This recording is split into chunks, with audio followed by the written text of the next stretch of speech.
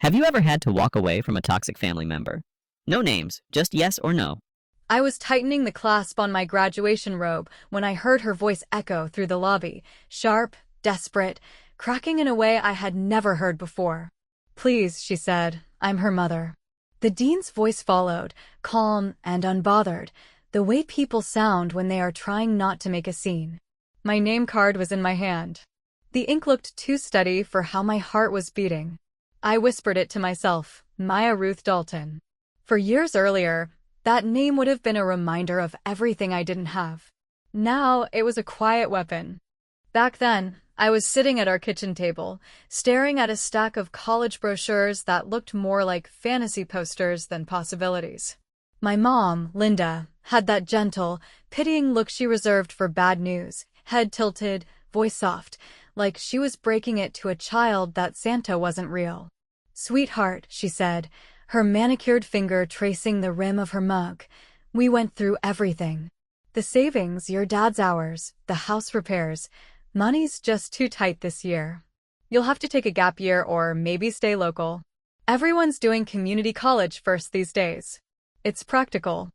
My dad nodded like a man watching a football replay, knowing the game was already over. "We love you, kiddo," he added, his voice trying to make up for the words that came next, but it's just bad timing. "You understand, right?" I smiled the way I had learned to, small, polite, forgiving. The kind of smile that makes other people comfortable while you swallow something sharp. I told them I understood, thanked them for trying, and quietly folded my acceptance letter back into its envelope. I didn't cry, not then. I waited until the house was quiet, until the dishwasher hummed and the air smelled faintly of bleach and lemon. Then I stared at the ceiling and told myself maybe it wasn't personal. Maybe they really didn't have the money. 2 hours later, I learned they did. A horn blared outside, long and proud, the kind of sound you make when you want the whole neighborhood to notice. I looked out the window and saw my brother, Evan, standing beside a brand new truck. Not used, new. The paint gleamed like wet ink, and there was a bow on it so enormous it looked like something out of a commercial. My mom clapped her hands together, squealing surprise. "For your future, honey." My dad was beaming. "He worked hard this year," he said. "Saved up, and we thought we'd help him get started right." I remember the way the sunlight caught the chrome on the door handle. It burned my eyes. The same people who couldn't help with tuition had just bought a vehicle worth more than my entire college budget. Evan grinned, oblivious. "Pretty sweet, huh? You can borrow it if you need to run errands before you move into your dorm." He meant it kindly, which almost made it worse. I congratulated him. I meant that too. It wasn't his fault that our parents' version of tight finances stretched just far enough to gift him horsepower. But when I looked at the reflection of that bow in the truck's windshield, I made a promise to myself, not out loud, not even fully formed, just a quiet thought that settled like steel in my chest. I wouldn't beg anyone to believe in me again. That night, I reopened my laptop. The screen was cracked in one corner from the time I dropped it working late at the library, but it still worked. I wrote 3 emails. One to the admissions office of my first-choice school, polite, professional, asking if any additional scholarships had opened up. The second to a foundation I'd found weeks earlier that offered grants to students who demonstrate resilience. I figured I had enough of that to qualify. And the third to my part-time boss at the tutoring center, asking if she needed summer help. By midnight, I had a plan. It wasn't perfect, and it wasn't glamorous, but it was mine. I gathered every brochure, every notebook, every letter from my parents, and packed them into a box. Then, on top of everything, I placed the college acceptance letter and wrote in thick black marker, "Do not open until you care." The next morning, my mom was gushing over Evan's truck insurance forms while I slipped out to the post office. I mailed my own package to the Scholarship Foundation with essays about persistence and gratitude. I meant every word, but between the lines, I left what I couldn't say out loud, that gratitude doesn't always mean forgiveness and persistence sometimes looks like walking away. 3 weeks later, I received a thin white envelope with a blue crest on it. For a second, my heart sank. Thin letters usually meant rejection. But when I opened it, the words blurred through my tears. "Congratulations. full academic scholarship. I didn't scream or run downstairs to announce it. I sat on my bed, reading it again and again, until the paper felt warm in my hands. Then I folded it neatly, slid it into my wallet, and looked out the window. Evan was washing his truck, proud and happy, the sunlight glinting off the hood. My parents stood nearby laughing, taking pictures. That night, I slipped a sealed envelope onto the kitchen counter. Inside was a small donation receipt addressed to the Linda and Gary Dalton Scholarship Fund for Daughters' Education, created anonymously with the first $50 from my tutoring paycheck. The second item was their joint credit card, cut neatly into confetti. I left for college before sunrise, while the house was still dark. The driveway smelled faintly of new tires. I passed Evan's truck without looking at it, feeling something between grief and freedom. When the bus pulled out of the neighborhood, I glanced back only once to the house where money was tight and where the silence had already begun to grow. I didn't know then that 4 years later, that same silence would echo inside a college lobby while my mother begged a dean to let her see me. But I did know this. Once you stop waiting for fairness, the world starts to open its own doors. And I was already halfway through one. The first week after I arrived on campus felt like stepping onto a moving treadmill that had already been set to a speed just beyond comfortable breathing, because every hallway smelled faintly of floor wax and coffee. Every bulletin board screamed about clubs and deadlines I had never heard of, and every conversation seemed to assume that someone like me had already learned this language at home, yet I kept walking with my head high, gripping the map they handed out at orientation like it was a passport, and telling myself that if I could survive a kitchen table budget meeting followed by a driveway parade for a truck, I could certainly learn where the registrar hid the forms I needed. I chose the cheapest dorm and the top bunk under a vent that coughed warm air when it remembered, and I learned to stretch a dining plan by trading a small salad for an extra banana which I kept for midnight hunger, and, because tuition was covered, but life was not, I took the late shifts no one wanted. At the tutoring center where freshmen brought their panic, spilled it across my desk in the form of calculus worksheets, and left steadier than they had arrived, which felt like a quiet magic that I never bragged about because bragging is loud and I preferred results. Tasha came into my life the way the best people do, not with an introduction written in neon, but with a roll of duct tape and a laugh that made the dorm's thin walls feel like they had backbone. And when the underbed drawers started sticking, she knelt in her worn sneakers and fixed them. Then stood up and said we were friends now, because anyone who labels their class folders with a permanent marker and a date stamp is exactly the kind of person she trusts to warn her before she does something reckless, and I told her I would, as long as she promised to tell me when my patience turned into self-harm disguised as grace. We built a schedule that looked ridiculous on paper yet worked in practice, a grid of hours braided from class and work and study with barely a seam, and on Sundays we cooked something that pretended to be a meal in the communal kitchen. Pasta heavy with Jared sauce and optimism, while we traded stories about families that loved us best when we were easy to market, which made us laugh too hard and then go suddenly quiet because the truth always asks for a moment of silence after it arrives.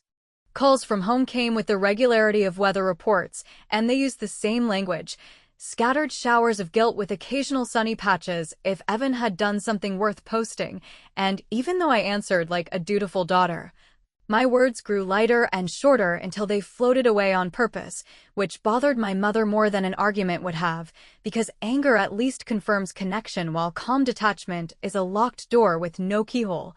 And when she asked if I was seeing anyone good, I pictured my textbooks lined up like soldiers and said, truthfully, that I had committed to a relationship with the library because it never forgot my birthday or bought a vehicle with my tuition. Which made Tasha snort when she overheard and whisper that I should bottle that line for a future speech.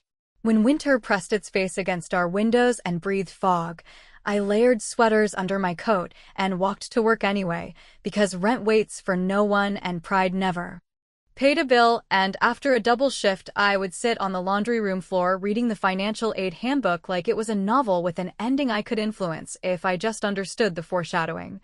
which is how I found the clause that let me harden my privacy settings until they clicked into place like a safe, a small switch that shut the door on wandering parental curiosity and turned rumor into a wall that no one could climb without my permission. Sometime between midterms and the first burst of spring, a local paper ran a short piece about first-generation students who worked nights, a few clean sentences, and a blurred photo taken from behind to protect privacy. And I read it with a knot in my throat because the girl in the picture could have been me or a dozen others, and maybe that was the point, that the struggle wasn't unique enough to be special yet was still heavy enough to bend your shoulders if you carried it without help. Within a week, 2 messages reached me through the grapevine that never dies. One from a neighbor who said she was proud of whatever you're doing at that college, and one, surprisingly gentle, from Sienna, my brother's fiancée, who wrote that while helping Linda organize a drawer, she found an old envelope addressed to me in my grandmother's careful handwriting, stamped years earlier and never mailed, which made her stomach turn because the timing looked like a puzzle piece that completed the picture nobody wanted to see, and although she did not accuse, the absence of accusation felt like the loudest form of concern, so she asked if I wanted it, and I said yes because truth delayed is never truth denied, just truth with interest. The envelope arrived in campus mail, soft and thin with the smell of an old cedar drawer, and inside lay a note so simple it felt like scripture, a single page where Grandma Ruth wrote that she was proud of the girl who asked for books instead of shoes, that she had started a small fund with my name on it so that when the day came the family could add what they were able, and that she hoped the adults would make good decisions because good decisions are quietly contagious, and then at the bottom, in her tidy underline, a line that pinned me to my chair, when they say they have nothing, look at what they hold and follow the weight, because weight tells the truth. I sat in the dorm lounge breathing through it while vending machines hummed and someone's laughter drifted from the stairwell, and after a long time I walked across campus to the bank where a soft-spoken advisor explained. In the strictly legal way people explain things when their job depends on never saying too much, that if a custodial account is created for a minor then emptied by an adult, the dates and balances exist somewhere permanent even if the money does not, and although he could not show me the record, he could show me the general path, which I traced with my finger like a map, noting with a steady calm that the month the fund ran dry matched exactly the month the red bow went up on a very shiny truck. Tasha and I celebrated with grilled cheese sandwiches that stuck to the pan and a silence that felt like victory rather than defeat, because we both understood that justice sometimes walks like a librarian carrying a stack of overdue notices, slow and inevitable. And when I lay awake that night listening to the hum of the vent, I decided that scholarships bought with my effort could also plant seeds for someone after me, which is how I ended up in Dean Howell's office 2 weeks later pitching a micro award in my grandmother's name for first-generation freshmen who showed up with empty pockets and full calendars, and although he raised an eyebrow at my audacity, he also smiled the way people smile when they recognize a plan that will survive. Then asked sensible questions and found a discretionary trickle we could direct, and by the time I left his office I had a pledge form in my bag and a sense that the future had finally accepted my RSVP. My revenge that semester did not arrive with fireworks or a parade of receipts, because I had learned that the quietest payback is also the most durable. So on the evening before spring break I wrote a stack of handwritten thank you cards to extended family and old neighbors.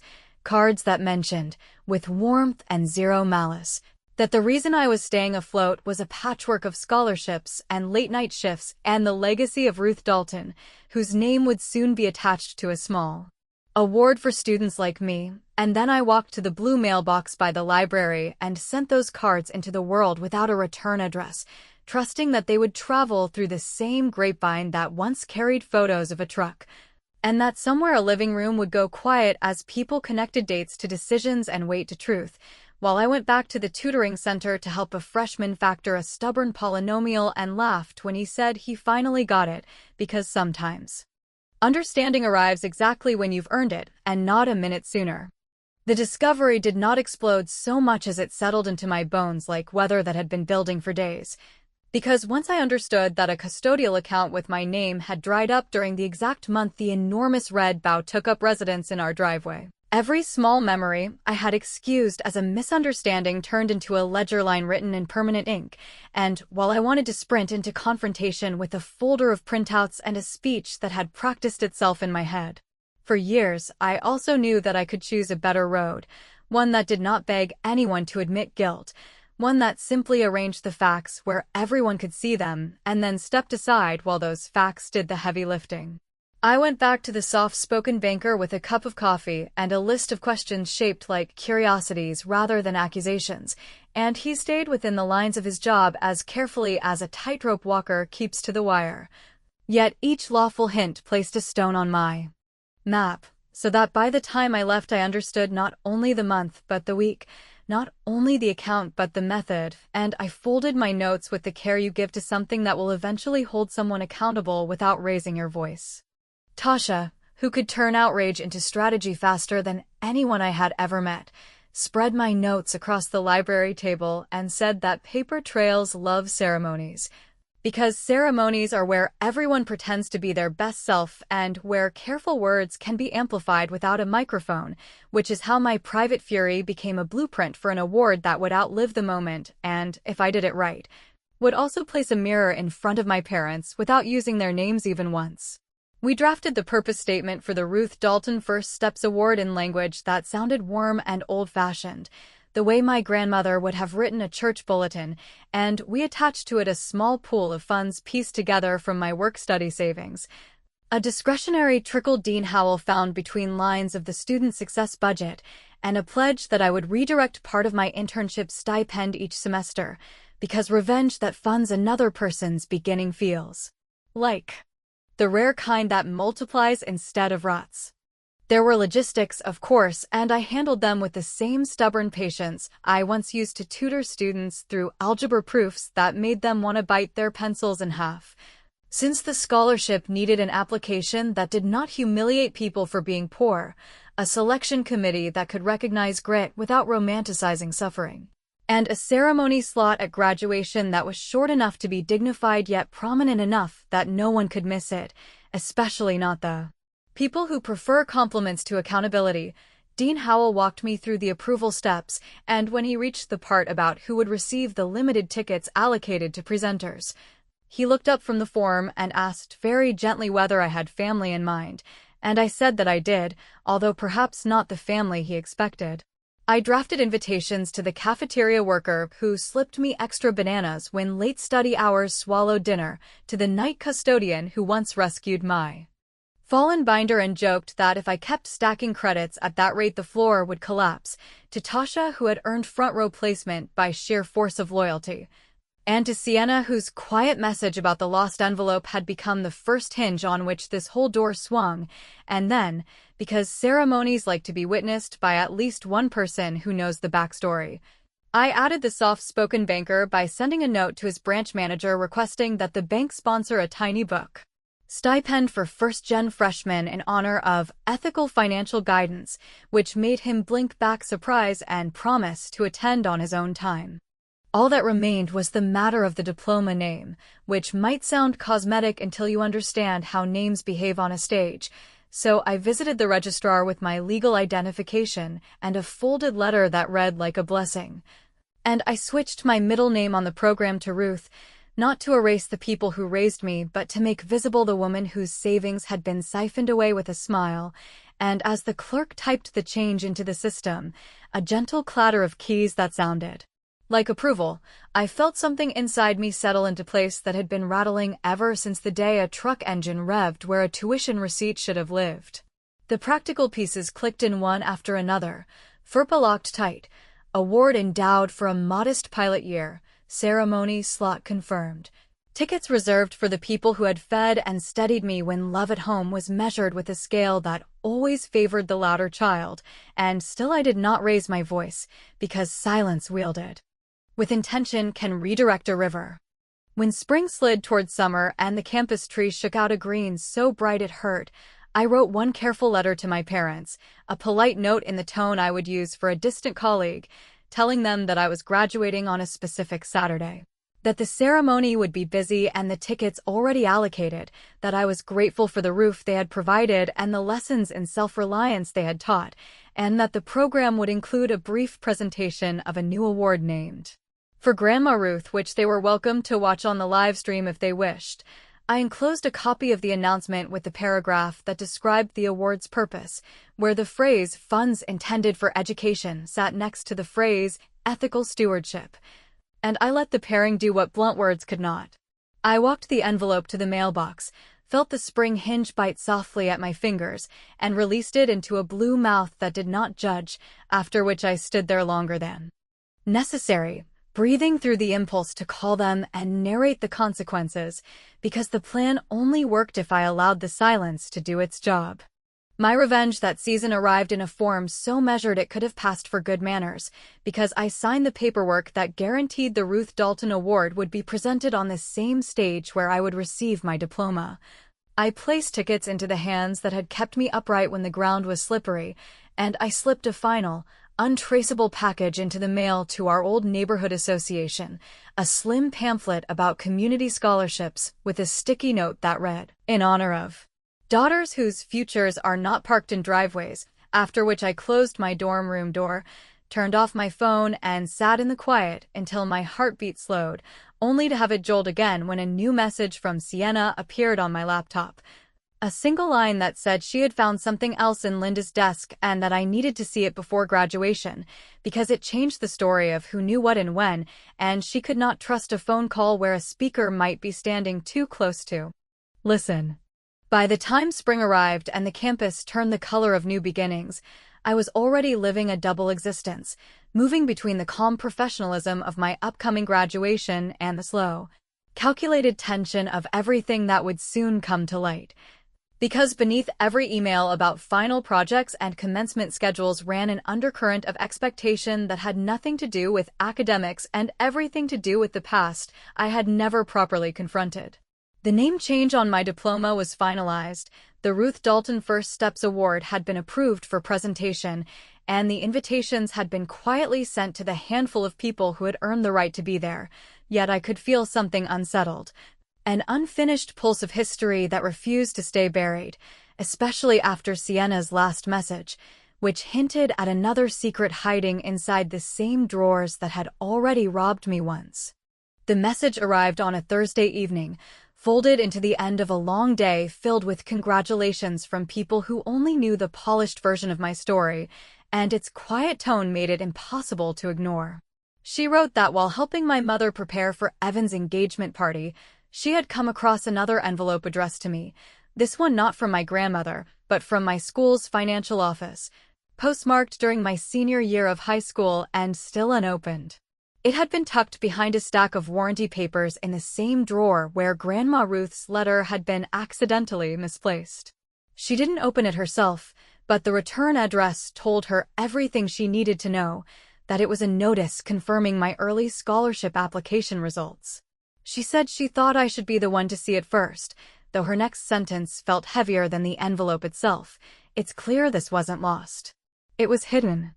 When I held that envelope days later, the air seemed to thin, because in its silence lived 4 years of questions that no apology could erase. The seal was brittle with age, and when I tore it open, the letter inside bore my name in bold type, congratulating me for earning partial aid from a foundation that, when combined with federal assistance, would have made my college costs manageable. The letter had been dated 2 months before my parents told me money was too tight. They had known. The help had been there all along, but they had chosen a lie polished with practicality over the truth that required sacrifice. In that moment, my understanding of them changed entirely, not from disappointment to rage, but from naivete to precision. They had not simply favored my brother.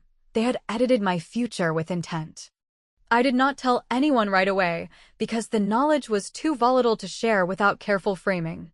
Instead, I let it simmer as I walked across the blooming campus, where students took pictures in their robes and laughed about starting over, and I thought about how people often confuse forgiveness with erasure. My mother still sent messages about the upcoming ceremony, asking for updates on seating and parking passes as if nothing had been decided, her tone layered with the assumption that boundaries dissolve with proximity. Each message ended with "love you" or "proud of you," phrases that now felt more like punctuation than truth. My replies were short, measured, unyielding. Tickets are limited. I'll let you know. When commencement week arrived, I received another email, this one from the dean's office confirming my participation as a student speaker during the scholarship presentation, a detail I had quietly arranged months earlier but had never fully believed would happen until that moment.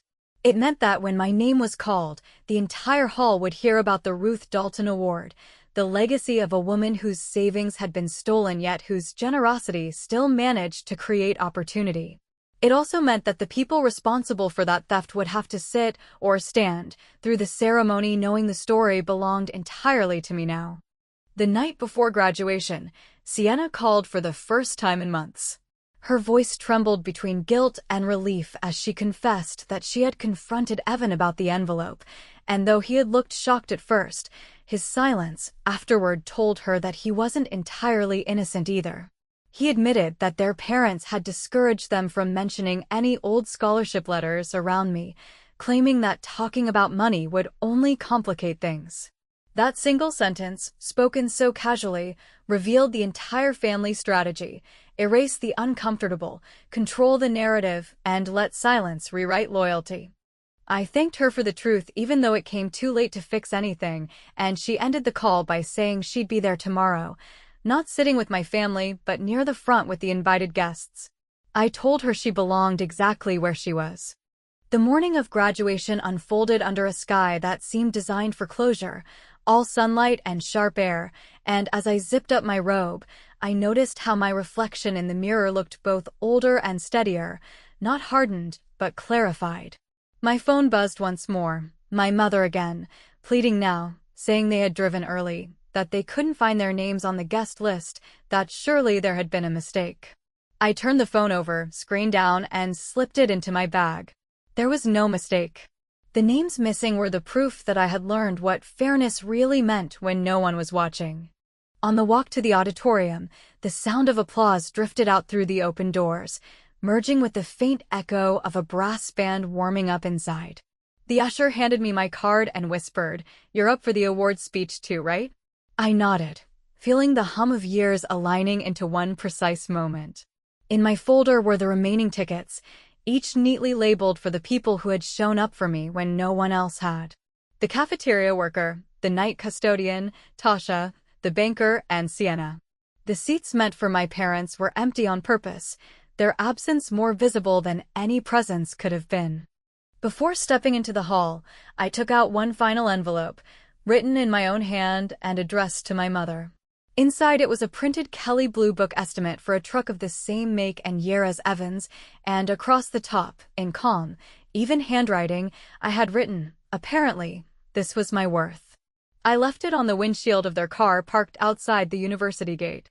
Then I walked toward the sound of my name being called, steady, unhurried, feeling the weight of every unsent apology lift just slightly as the doors opened. The lobby smelled faintly of polish and cold air, and somewhere beyond the double doors a trumpet tested a run of notes that seemed to hesitate before landing, which felt fitting because even though my robe hung correctly and my name card lay flat in my palm, I was still balancing on the narrow edge between what had been done to me and what I had decided to do in return, and that was when I heard my mother's voice again, thinner now and threaded with a pleading I had never heard at the kitchen table, asking the dean to make an exception because family should not require paperwork, while the dean, who had already learned how to separate sympathy from procedure, answered in the warm, steady cadence of a man who knows that rules exist precisely for days like this. I stood behind the column, breathed through the first rip of adrenaline, and read the black letters on my card as if they were a private oath, because Maya Ruth Dalton was not a flourish or a jab, but a quiet restoration of. Someone who had believed in me when belief was all she could afford, and the weight of her name sitting in the center of mine steadied my hands more efficiently than any pep talk could have done. So I stepped into the stream of gowns and tassels and let the current carry me toward the light.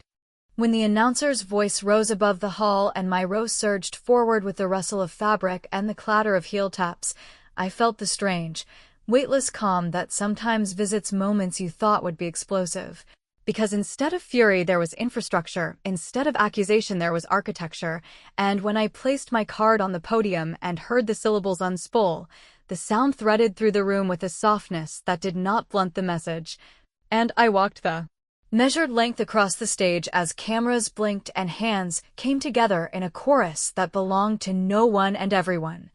After which Dean Howell leaned in far enough that only I could hear him and said that on behalf of the college, he was honored to host the inaugural presentation of the award I had conceived, and that if I wished to say a few words I should say them exactly as I had written them, without apology or edit, because truth, when built carefully, does not need decoration. I faced the rows of faces, some familiar, most not, and told them that a woman named Ruth had once written a sentence that taught me how money, like water, leaves marks on whatever it touches. That when people say resources are gone, you can often follow the weight to learn where they pooled, and that because of that sentence, we would each year recognize a first-generation student who refuses to confuse silence with consent. And as I handed the envelope to a trembling freshman who accepted it with a smile, that was half disbelief and half relief. I felt the room tilt slightly toward the right side of the scale. During the recessional, when graduates became a bright river moving toward daylight, I saw Sienna standing near the front with the people I had invited, holding a small bouquet that looked like it had been bought with cash and intention rather than spectacle. And she mouthed that Evan was outside by the north steps, that he had been there since the doors opened because the ushers would not seat him without a ticket, and that he was holding something he needed to give me, which I did not want, but knew I would take anyway, since closure, like fairness, often arrives in envelopes. I walked out into the wind that chased confetti across the pavement and found my brother by the stone wall, his face open in a way I recognized from our childhood when he had not yet learned the family art of selective memory. And he said that he had finally gone through the old files himself, that he had found the bank printouts and the dealership check and the scholarship letter with my name on it, and that he could not defend any of it even though he had tried to for years, because defending it meant pretending not to see what was directly in front of his face. After which he held out a creased receipt for the truck's down payment and a check made out to the award fund for the exact amount he could return without breaking his lease, and he asked whether it would be enough to start making things less wrong. To which I answered that money would never be a synonym for repentance, but that accountability had to begin somewhere, and that if he wanted to stand inside the hard work rather than just admire it from the curb, he could come to the cafeteria later and help serve cake to the students, because the celebration was for all the stubborn people who got here without a parade. We walked together toward the lot where my parents had left their car after the ushers turned them away, and when I reached the windshield and saw my own envelope tucked under the wiper, I remembered the handwritten line I had placed above the printed truck estimate and wondered whether they had already read it and whether it had landed like a slap or a mirror, while my phone buzzed in my pocket with a text that contained exactly 2 words, "I'm sorry," which, in the long ledger of what had been taken and what had been hidden, barely counted as an opening balance, yet still registered as movement, however small, because confessions often begin with a whisper that only makes sense after the wind dies down. I did not answer, and I did not walk back toward the lobby to stage the reunion my mother believed was inevitable if she could only get close enough to cry, because proximity is not a solvent and tears are not contracts.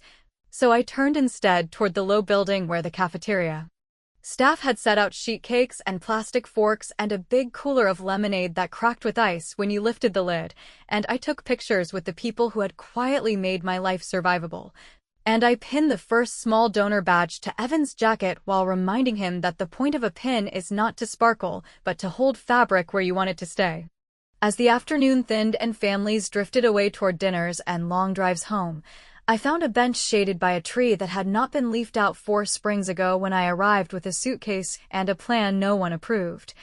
And I held my phone in my palm with the screen dark and felt, with a kind of mathematical clarity that surprised me, that after all the ceremony and the seating charts and the carefully aimed letters, the final decision would not be about a speech or an award or even a name, but about whether I would open a door to people who had proven how easily they removed hinges when it suited them, and because answers given too quickly often collapse under their own performance, I let the question sit beside me like a second shadow, then stood up, brushed crumbs from my robe, and walked back into the building to finish the photographs, knowing that some endings are not verdicts but verdict-shaped silences, and that sometimes the cleanest revenge is to let the people who edited your story watch you write the next chapter without asking them for a pen.